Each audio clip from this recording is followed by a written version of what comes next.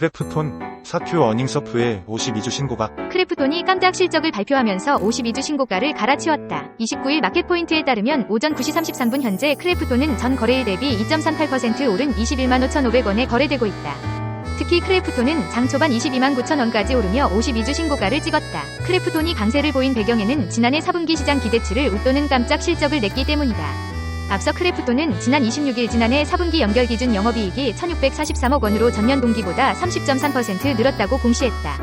매출액은 5,346억 원으로 18.7% 증가했다. 지난해 총 매출액은 1조 9,105억 원으로 전년보다 3.1% 늘고 영업이익은 7,680억 원으로 전년보다 2.2% 증가했다. 이미석 미래에셋증권 연구원은 지난해 4분기 초대형 서프라이즈를 시연했는데 일회성보다는 기존작 매출 반등에 따른 서프라이즈 가능성을 높게 보고 있다며 깜짝 실적이 일회성 요인에 의한 것이라고 해도 올해 실적상 부정적으로 볼 요인이 없으며 PC 모바일 서비스 게임의 매출 반등에 의한 성과일 경우 올해 전망치는 큰 폭으로 상향 조정될 것이라고 말했다. 인공지능 반도체에 대한 투자 수요가 늘면서 반도체 관련 상장지수 펀드의 성장률도 AI 반도체 관련 종목의 편입 비중에 따라 차별화하고 있다.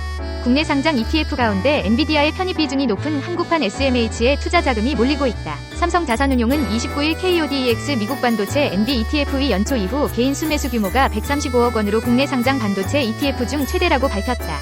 KODEX 미국 반도체 NB는 엔비디아 투자 비중이 국내 상장 일반 반도체 ETF 중 가장 높은 22%로 최근 1년 73.6%의 수익률을 기록하며 1위를 차지했다. 이 ETF는 미국에 상장된 팹리스, 파운드리, 메모리와 함께 반도체 설계 소프트웨어 및 장비, 차세대 전력 반도체 등 반도체 산업 전반에 종합적으로 투자하며 글로벌 대형 반도체 기업 25종목을 편입하고 있다.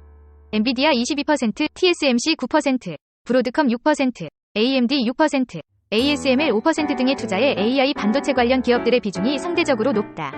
상위 그룹을 제외한 나머지 종목에도 약 50%를 배분해 잠재력이 높은 우수한 기업들도 담고 있다. 한국판 SMH로 알려진 KODEX 미국 반도체 NBV 기초지수는 NB 반도체 지수다.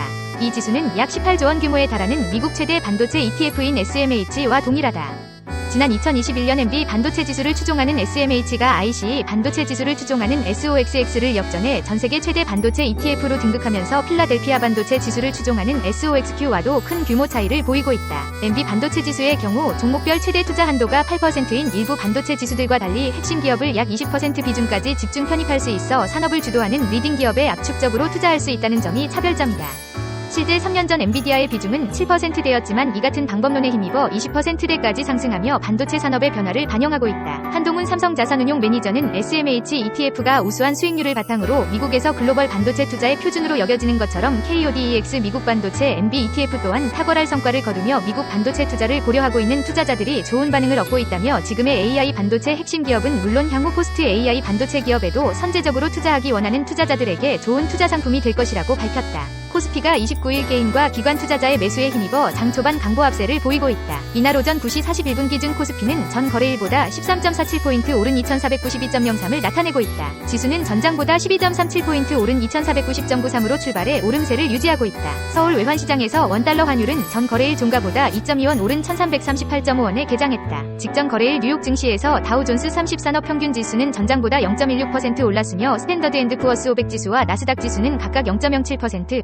0.36% 하락했다. 유가증권시장에서 개인과 기관이 각각 234억 원, 42억 원어치 순매수하며 지수를 끌어올리고 있다. 외국인은 236억 원 매도 우위를 보이고 있다. 김석환 미래에셋증권 연구원은 미국 증시는 연방준비제도가 선호하는 인플레이션 지표가 완화되고는 있으나 반도체주 하락 등으로 혼조세를 보였다며 코스피는 소폭 상승 출발할 것으로 보이나 미국 연방공개시장위원회 회의 등을 앞두고 관망심리가 높게 나타날 것이라고 내다봤다. 양혜정 DS투자증권 연구원은 코스피는 오늘 특별한 상승 모멘텀이 부재한 가운데 시가총액 상위 종목들이 오르면서 소폭 오르는 것으로 보인다고 말했다. 시가총액 상위 종목 중 삼성전자, 삼성바이오로직스, 셀트리온, 현대차 등이 오르고 있다. 아울러 LG에너지솔루션, LG화학, 삼성 SDI 등 일부 2차전지 종목도 상승 중이다. 반면 SK하이닉스, 포스코홀딩스, KB금융 등은 내리고 있다. 업종별로 보면 전기전자, 의료정밀, 화학 등이 오르고 있으며 운수창고, 기계 등은 내리고 있다. 같은 시각 코스닥 지수는 전 거래일보다 6.66포인트 내린 830.58을 나타내고 있다. 지수는 전장보다 3.97포인트 오른 841.21로 출발해 보합권 내 등락하다 내림세로 돌아섰다. 코스닥 시장에서 외국인과 기관이 각각 1,835억 원,